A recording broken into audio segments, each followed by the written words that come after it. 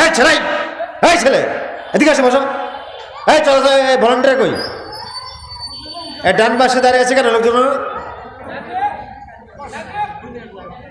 এই ডান পাশে জনগণ দাঁড়িয়ে আছে কেন? আশ্চর্য কথা। এই বোকা ছেলে বসো। শুনুন, যারা এখনো আবারও করজোরে বিনয়ের সাথে অনুরোধ করছি, যারা রাস্তায় ঘুরছেন, মেহেন্দিপুর সালাফিয়া মাদ্রাসার মাহফিল, আপনি এটা ওরস মনে করছেন নাকি? আপনি এটাকে জিকির মাহফিল মনে করেছেন? এটাকে ৮ রশি জিকির মাহফিল মনে করেছেন? বিশ্ব জাকের মঞ্জিল মনে করেছেন?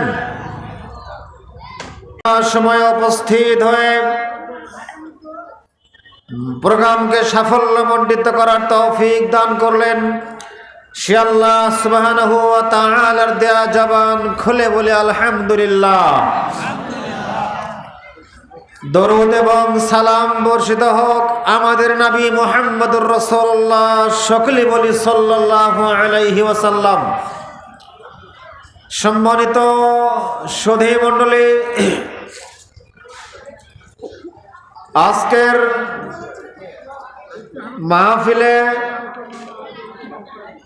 আমরা যারা এসেছি, এখানে বসেছি, উদ্দেশ্য যদি কোরআন হাদিস জানা, শোনা এবং মানাই হয়, তাহলে আলহামদুলিল্লাহ আমরা বিশাল সৌভাগ্যবান।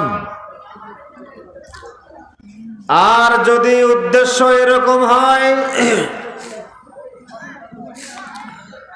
আবারও বুঝি, যদি উদ্দেশ্য এরকম হয়, এখানে ঐতিহ্যবাহী মেহেন্দিপুর সালাফিয়া মাদ্রাসায় মাহফিলে কোরআন সুন্নাহ ভিত্তিক শুধু আলোচনা হয়, মন গড়া বানোয়াট কিচ্ছা কাহিনী, কোনো এজম মতবাদ থিওরির ভিত্তিতে বক্তব্য এখানে হয় না। অতএব মাহফিলে গিয়ে কোরআন সুন্নাহর আলোচনা যেই করুক না কেন, সেটা যদি রাসূল মুহাম্মদ সাল্লাল্লাহু আলাইহি ওয়াসাল্লাম প্রদর্শিত পন্থায় কোরআন সুন্নাহ ভিত্তিক বক্তব্য হয়, সেটা শুনব এবং মানব, এরকম নিয়ত যদি থাকে তাহলে ভালো। আর যদি এরকম নিয়ত হয় অমুক বড় শায়েখের বক্তব্যটাই শুনব, অমুক ভাইরাল বক্তার বক্তব্যই শুধু শুনব, আর বাকি সময় রাস্তাঘাটে ঘুরে ফিরে বেড়াবো, বাদাম খাবো, আর বাকি সময় অন্য কাজে কাটাবো, এরকম যদি উদ্দেশ্য হয়, নিশ্চিত জেনে রাখবেন এই মাহফিল আপনার ধ্বংসের কারণ হয়ে দাঁড়াবে। আপনি কি করে ভাবলেন ডক্টর মুজাফফর বিন মুহসিন এদেশের মাটিতে বাতিলের আতঙ্ক, বেদাতের আতঙ্ক, প্রকম্পন, একথা ঠিক। ডক্টর মুজাফফর বিন মুহসিন এদেশের মাটিতে শিরক বেদাতের মূলোৎপাটনকারী, একথা ঠিক। বাতিলের হুঙ্কার, একথা ঠিক। এদেশের মাটিতে নির্ভেজাল তাওহীদের প্রচার এবং প্রতিষ্ঠার বিশাল অগ্রণী ভূমিকা আছে, একথা চূড়ান্ত সত্য কথা, সবাই স্বীকার করতে বাধ্য। কিন্তু নিয়তটা যদি এরকমই হয়, ডক্টর সাহেব যখন আলোচনা আসবেন তখনই মঞ্চে বসবো, ধিক আপনার সিদ্ধান্ত। নিয়তটা যদি এরকমই হয়, আমানুল্লাহ মাদানী যখনই আসবে তখনই একটু বসবো, ধিক আপনার সিদ্ধান্ত। নিয়তটা যদি এরকমই হয়, মুকাররম মাদানী যখন উঠবে তখন এক লোকমা বসবো, ধিক আপনার সিদ্ধান্ত। আমি কি ভুল বললাম? তাহলে কি আপনারা যারা আগে বসেছেন ভুল করেছেন না তো? শুনুন, আব্দুল্লাহ ইবনে উমর রাদিয়াল্লাহু তাআলা আনহু বলেন, রাসূল সাল্লাল্লাহু আলাইহি ওয়াসাল্লাম বলেছেন, মা জালাসা কওমুন মিনকুম, তোমাদের মধ্য থেকে কোন কম, কোন গোষ্ঠী, কোন জাতি, কোন ব্যক্তি যদি কোনো বৈঠকে একত্রিত হয়, তোমাদের মধ্য থেকে কোনো ব্যক্তি, কোনো গোষ্ঠী, কোনো সম্প্রদায় যদি এক জায়গায় একত্রিত হয়, ইয়াজকুরুন আল্লাহ, তারা জিকির আজকার করে, কোরআন তেলাওয়াত করে, তাসবিহ তাহলিল করে, কোরআন সুন্নাহ আলোচনা শুনে, ইয়াজকুরুন আল্লাহ লা ইউরিদুনা বিযালিকা ইল্লা ওয়াজহান লিল্লাহ। এই বক্তব্যের মঞ্চে আসার উদ্দেশ্য একটি মাত্র যদি হয়, আমি 10 কিলো থেকে দূরে থেকে এসেছি, অনেক দূর থেকে আমি এসেছি একটি মাত্র উদ্দেশ্যে, আল্লাহকে রাজি খুশি করার জন্য। এটাই যদি উদ্দেশ্য হয়, আল্লাহর নবী মুহাম্মদুর রাসূলুল্লাহ সাল্লাল্লাহু আলাইহি ওয়াসাল্লাম বলছেন, তখন আল্লাহ সুম্মা ইল্লা নাদাহুম মুনাদিম মিনাস সামায়ে, তখন আসমান থেকে একজন ঘোষক ঘোষণা করেন, 7 আসমান থেকে একজন আহ্বানকারী আহ্বান করেন, 7 আসমান থেকে একজন আহ্বানকারী ডাক দিয়ে বলেন, হে মেন্দিপুর সালাফিয়া হাফেজিয়া মাদ্রাসার সম্মেলনে যে সমস্ত নারী পুরুষ উপস্থিত হয়েছ, তোমরা শুনে রেখো, তোমরা জেনে রেখো, তোমাদের জন্য একটা সুসংবাদ রয়েছে। কি সুসংবাদ পরে বলবো, তার আগে আবারও ক্লিয়ার করে নিই, হাদিসটা আবার অনুবাদ শোনেন। কোন কম, কোন গোষ্ঠী, কোন ব্যক্তি, কোন জনগণ, নারী হোক এবং পুরুষ হোক, কোন জায়গায় একত্রিত হয়, 2 ইয়াজকুরুন আল্লাহ, তারা আল্লাহর জিকির আজকার করে, সুবহানাল্লাহ বলে, আল্লাহু আকবার বলে, লা ইলাহা ইল্লাল্লাহ বলে, আলোচনা বক্তব্য হচ্ছে, সেগুলো শ্রবণ করে মানার নিয়তে। এরপরে বাক্যে রাসূল সাল্লাল্লাহু আলাইহি ওয়াসাল্লাম বলছেন, লা ইউরিদুনা বিযালিকা, এই বক্তব্য শোনা এবং জানার উদ্দেশ্য ভিন্ন কিছু নয়, একটি মাত্র উদ্দেশ্য, সেটা হলো আমার এই মাহফিলে আসার মাধ্যমে আল্লাহ যেন আমার ওপর খুশি হন। এই উদ্দেশ্য যদি থাকে, তাহলে আল্লাহর নবী বলছেন, ইল্লা নাদাহুম মুনাদিম মিনাস সামায়ে, তাহলে আসমান থেকে একজন ঘোষণাকারী ঘোষণা উদাত্ত কণ্ঠে ঘোষণা করেন, হে মেন্দিপুর সাকলার এই মাহফিলে যারা উপস্থিত হয়েছ, আনকুমু মাগফুরান, তোমরা সবাই ক্ষমা প্রাপ্ত হয়ে চলে যাও এখান থেকে, তোমাদের আগের সব পাপগুলো আল্লাহ ক্ষমা করে দিয়েছেন। শুধু কি তাই, নিয়ত যদি আপনার 100 আল্লাহকে রাজি খুশি করার উদ্দেশ্য হয়, তাহলে আজকে আপনি এখান থেকে নিষ্পাপ হয়ে পাপবিহীন অবস্থায় বাসায় ফিরবেন। এই কথা মুহাম্মদ সাল্লাল্লাহু আলাইহি ওয়াসাল্লাম বলেছেন, চূড়ান্ত সত্য কথা। শুধু কি তাই, আল্লাহ রাসূল পরের বাক্যে বলছেন, বুদ্দিলাত সাইয়্যাতুকুম হাসানাতান, তোমাদের জীবনের সব পাপগুলোকে নেকিতে পরিবর্তন করে দেওয়া হবে। এ হাদিস বিশ্বাস হয়? যারা রাস্তাঘাটে এখনো ঘুরছেন, ওদের বিশ্বাস আছে হাদিসের উপরে? যারা এখনো রাস্তাঘাটে ঘুরে বেড়াচ্ছেন, মাহফিলের ডানে এবং বামে দাঁড়িয়ে আছেন, এই ছেলে, এই ছেলে এদিকে আসে বসো, এই চলো, ভলান্টিয়ার কই, এই ডান পাশে দাঁড়িয়ে আছে কেন লোকজন? এই ডান পাশে জনগণ দাঁড়িয়ে আছে কেন? আশ্চর্য কথা। এই বোকা ছেলে বসো।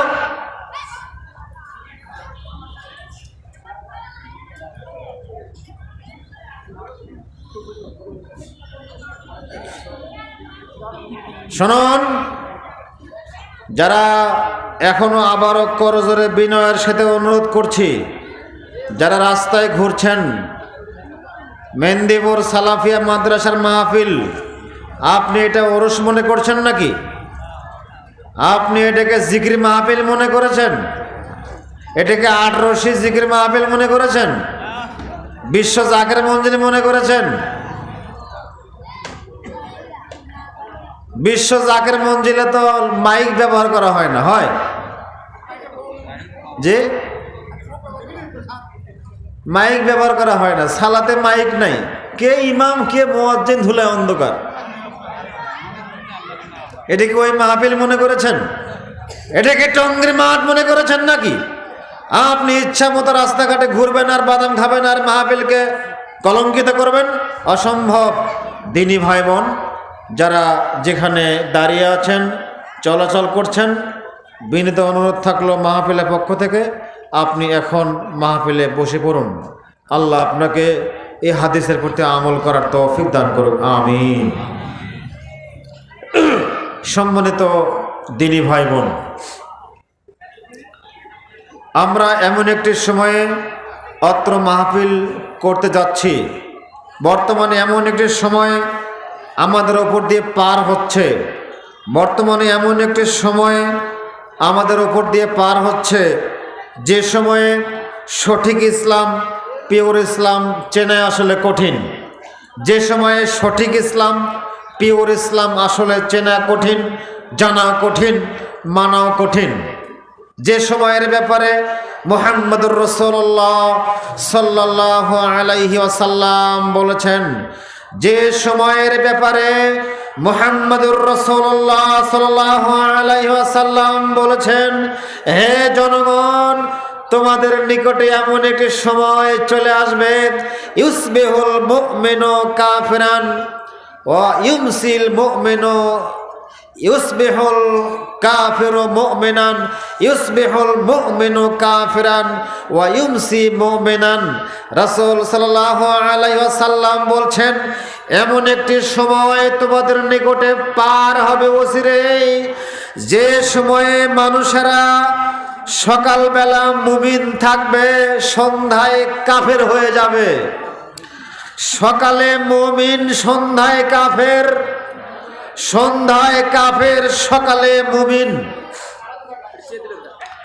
এমন এক সময় তোমাদের নিকটে চলে আসবে যে সময়ের ব্যাপারে রাসূল সাল্লাল্লাহু আলাইহি সাল্লাম বলছেন, ইউসবিহুল মুমিনু কাফিরান, মানুষ সকালে মুমিন থাকবে, সন্ধ্যায় কাফের হয়ে যাবে। এই আশ্চর্য কথা। মানুষ সকালে মুমিন থাকবে, তার মানে কি? সকালে মুমিন থাকবে, সন্ধ্যায় কাফের। এ কি আশ্চর্য একটা হাদিস! এই হাদিসটা আমাকে বড়ই আশ্চর্যান্বিত করে দেয়। সকালে মুমিন থাকবে, লোকটা ফজরের সালাত পড়েছে, লোকটা জোহরের সালাত পড়েছে, লোকটা আসরের সালাত পড়েছে, লোকটা মাগরিবের সালাত পড়েছে। রাসূল বলছেন, মাগরিব আসতে আসতেই এশা হতে না হতে লোকটা কাফের হয়ে যাবে। অথচ লোকটা ফজর পড়েছে, জোহরও পড়েছে, আসরও পড়েছে, মাগরিবও পড়েছে, এশা পড়েছে, এরপরও সে কাফের হয়ে গেল। বড়ই কষ্টের বিষয় না? বড় কষ্টের বিষয়, বড়ই কষ্টের বিষয়। কেন?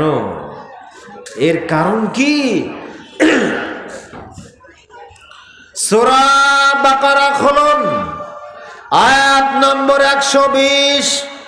মহান আল্লাহ সুবহানাহু ওয়া তাআলা বলেন, লান তারদা আনকাল ইয়াহুদ ওয়ালান নাসারা হাত্তা তাত্তাবিআ মিল্লাতাহুম। হে মুহাম্মদ সাল্লাল্লাহু আলাইহি ওয়াসাল্লাম, লান তারদা আনকাল ইয়াহুদ ওয়ালান নাসারা, আপনি ইহুদি এবং খ্রিস্টানদেরকে কশিন কালো খুশি এবং রাজি করতে পারবেন না। হাত্তা তাত্তাবিআ মিল্লাতাহুম, যতক্ষণ না আপনি তাদের মিল্লাতকে অনুসরণ না করবেন। ইহুদি এবং খ্রিস্টানদের একটা ধর্ম আছে, হিন্দুদের একটা ধর্ম আছে, ব্রাহ্মণদের একটা ধর্ম আছে, ইহুদিদের একটা ধর্ম আছে, খ্রিস্টানদের একটা ধর্ম আছে। আল্লাহর নবী মুহাম্মদ সাল্লাল্লাহু আলাইহি ওয়াসাল্লামকে লক্ষ্য করে বলছেন, সূরা বাকারা আয়াত 120, আল্লাহ বলছেন, মুহাম্মদ শুনুন, লান তারদা আনকাল ইয়াহুদ ওয়ালান নাসারা, ইহুদি এবং খ্রিস্টানদেরকে আপনি কখনো খুশি করতে পারবেন না। তখনই খুশি করতে পারবেন যখন আপনি তাদের অনুসরণ করবেন, তখন তারা খুশি হবে। ইহুদিদের অনুসরণ না করলে তারা খুশি হবে, খ্রিস্টানদের অনুসরণ না করলে তারা খুশি হবে, হবে না। এ কথাই আল্লাহ সুবহানাহু ওয়া তাআলা বলছেন। পরের বাক্যে আল্লাহ বলছেন, লাইন ইত্তাবাতা আহওয়াহুম কুল ইন্না হুদাল্লাহি হুয়াল হুদা। হে মুহাম্মদ সাল্লাল্লাহু আলাইহি ওয়াসাল্লাম, আপনি বলুন, নিশ্চয় হেদায়েত, মৌলিক হেদায়েত আল্লাহর পক্ষ থেকে আসে। সত্যিকার অর্থে সঠিক পথ, সিরাতে মুস্তাকিমের পথ কোনটি, জান্নাতে যাওয়ার পথ কোনটি, আমার জীবনের চূড়ান্ত ঠিকানা জান্নাতের পথ কোনটি, এটা হলো আল্লাহর পক্ষ থেকে আসে।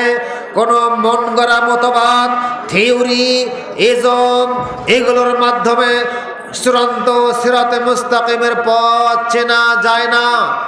বাক্যে মুহাম্মদ আল্লাহ সুবহানাহু ওয়া তাআলা বলছেন, মুহাম্মদ লাইন ইত্তাবাতা আহওয়াহুম, যদি আপনি তাদের অনুসরণ করেন, যদি আপনি ইহুদি এবং খ্রিস্টানদের অনুসরণ করেন, যদি আপনি ইহুদি এবং খ্রিস্টানদের অনুসরণ করেন, জেনে রাখেন, মা লাকা মিনাল্লাহি মিন ওয়ালিয়্যিন ওয়া নাসির, মা লাকা মিনাল্লাহি মিন ওয়ালিয়্যিন ওয়ালা নাসির। তাহলে আল্লাহ আপনার সাহায্য করবেন না, আল্লাহ আপনার অভিভাবক হিসাবে আর থাকবেন না। এবার আপনাকে আমি বলি, অত্র আয়াতে আল্লাহ সুবহানাহু ওয়া তাআলা কি বললেন? প্রথম বাক্যে বললেন, হে মুহাম্মদ সাল্লাল্লাহু আলাইহি ওয়াসাল্লাম, আপনি ইহুদি এবং খ্রিস্টানদের অনুসরণ করিয়েন না। আপনি মুহাম্মদ সাল্লাল্লাহু আলাইহি ওয়াসাল্লামের উম্মত হিসাবে আপনি ঘুম থেকে জাগার পর থেকে শুরু করে আপনার বাকি সারা দিন কোনো সময় কি ইহুদিদের অনুসরণ করেন, খ্রিস্টানের অনুসরণ করেন? করেন না? মিথ্যে কথা বলেন আপনি, আপনি একজন মিথ্যুক। আপনি মিথ্যা কথা বলেন কেন? ওই যে হিন্দুদের মন্দির পাহারা দেননি, আপনি মন্দির পাহারা দেননি? দিয়েছেন? মন্দির পাহারা দেননি? এখনই বললেন দেই না।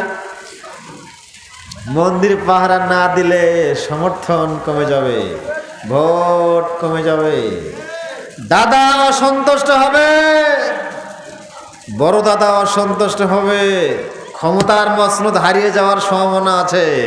এজন্য নমো নমো করতে হবে, হরে কৃষ্ণ হরে রাম মন্দিরে যেয়ে বলতে হবে। মাথায় টুপি আছে হুজুরের, আর খেল্লা আছে, জুব্বা আছে, অনেক সুন্দর চেহারা আছে, দাড়িও আমার চেয়ে অনেক অনেক অনেক লম্বা, 22 হাত পাগড়িও আছে হুজুরের, মন্দির পাহারা দিচ্ছে। বানিয়ে বললাম, বানিয়ে বললাম। ভোট হিন্দুকেও দিতে হবে, না হলে ক্ষমতা থাকবে না, দিন টিকবে না। হুজুর ফজর পড়েছে, হুজুর জোহরও পড়েছে, হুজুর ফজরের সালাত পড়েছে, ফজর পড়ে অফিসে বসেছে, অফিস 10টায় অফিসে বসেছে, অফিসে এসে সাংবাদিক সম্মেলন করেছে, সাংবাদিকদের সামনে এমন বক্তব্য দিয়েছে, সাংবাদিকের সামনে এমন সাক্ষাৎকার দিয়েছে, এক সাক্ষাৎকারে ইমানও শেষ, আমলও শেষ। এক সাক্ষাৎকারে ইমানও ডিলেট, আমলও ডিলেট। এক সাক্ষাৎকারে ইমানও শেষ। ইহুদি এবং খ্রিস্টানদের কত মতবাদ আপনার ওপর চাপিয়ে দেওয়া হয়েছে। ইহুদি এবং খ্রিস্টানদের অসংখ্য অগণিত মতবাদ আপনার কাঁধে চাপিয়ে দেওয়া হয়েছে। তার মধ্যে একটা বোঝা আপনাকে চাপিয়ে দেওয়া হয়েছে ন্যাশনালিজম, জাতীয়তাবাদ। 2 নম্বর বোঝা চাপিয়ে দেওয়া হয়েছে সেকুলারিজম, ধর্মনিরপেক্ষতাবাদ। ন্যাশনালিজম, জাতীয়তাবাদ, সেকুলারিজম, ধর্মনিরপেক্ষতাবাদ, এইভাবে মানব রচিত মতবাদগুলো, এইভাবে আব্রাহাম লিঙ্কনের এই জাগনিতা নির্বাচনের মিথ্যা ভুল প্রতারণামূলক পদ্ধতি আপনার মাথায় চাপিয়ে দেওয়া হয়েছে। ওই মাথায় ন্যাশনালিজম, সেকুলারিজম, আব্রাহাম লিঙ্কনের পচা নোংরা মতবাদ নিয়ে আপনি ফজরের সালাত পড়লেন, আপনি জোহরও পড়লেন, আসরও পড়লেন, মাগরিবও পড়লেন, এশাও পড়লেন, সব ঠিক থাকলো। আবার এশা পড়ে যায় লাঠি নিয়ে মন্দির পাহারা দিচ্ছেন। আপনি কত নম্বর মুমিন? আপনি মিথ্যু। জাতিকে আর প্রতারণা দিয়েন না।